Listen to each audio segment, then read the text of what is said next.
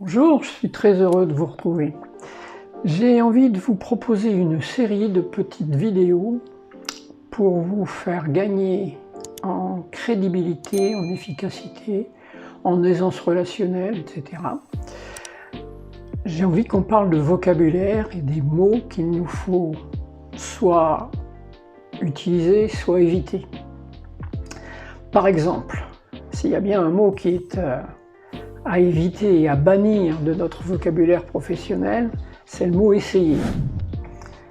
Quand on va essayer de faire quelque chose, on ne va pas le faire, en fait. Imaginez votre tête si vous êtes passager d'un avion et que tout d'un coup, vous entendez dans le haut-parleur le capitaine, le commandant de bord qui vous dit « Écoutez, mesdames, messieurs, nous sommes à la verticale de Fontainebleau, je vais essayer de poser l'appareil à hors ligne ». Ça fait peur, hein. Autrement dit, le mot « essayer », « essayer », c'est à bannir de votre vocabulaire professionnel. Quand on est professionnel, on n'essaie pas de faire un travail, on le fait. C'est juste une question d'attitude, de puissance du mot. Les mots ont un sens, les mots ont un impact et on a tout intérêt à les choisir. De la même façon, j'ai toujours interdit à tous les commerciaux que je recrutais ou formais le mot « petit ». Un petit rendez-vous, c'est une catastrophe. On ne va pas faire une grande affaire hein, si on demande un petit rendez-vous. Moi, ça me fait toujours sourire à la fin du repas au restaurant, quand le serveur s'approche et me demande « Vous voulez un petit dessert ?» S'il est gros, ça ne me dérangera pas non plus. Vous voyez, petit, c'est un mot qu'on a l'habitude d'utiliser par éducation, parce que on a été élevé pour ne pas déranger, donc on faisait des petits essais. Non, aujourd'hui, à l'âge adulte, enlevez ces mots petits et essais de votre vocabulaire. Vous voulez un rendez-vous. Voilà.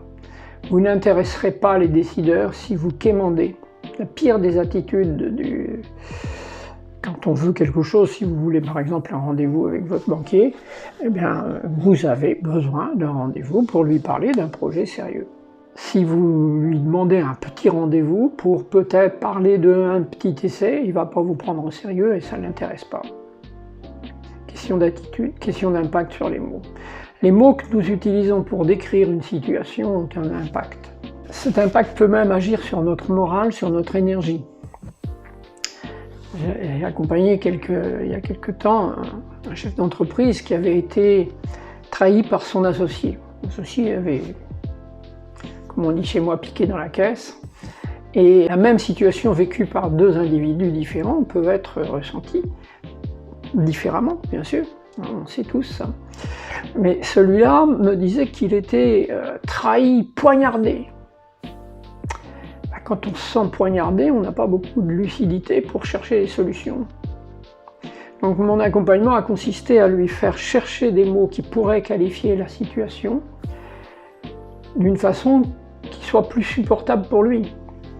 Et ça a pris du temps, mais je lui ai dit comment on pourrait qualifier cette situation, qu'est-ce qui s'est passé, etc., comment tu le ressens et tout. Alors, autrement que poignarder, parce que poignarder c'est douloureux.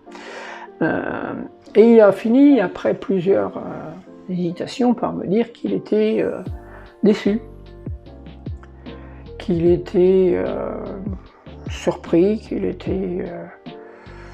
voilà, au début c'était écœuré, on n'a pas beaucoup de...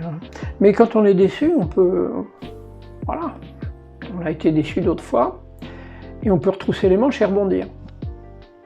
Les mots ont un impact sur notre mental, et sur notre attitude à nous aussi. Donc, choisissons nos mots avec attention.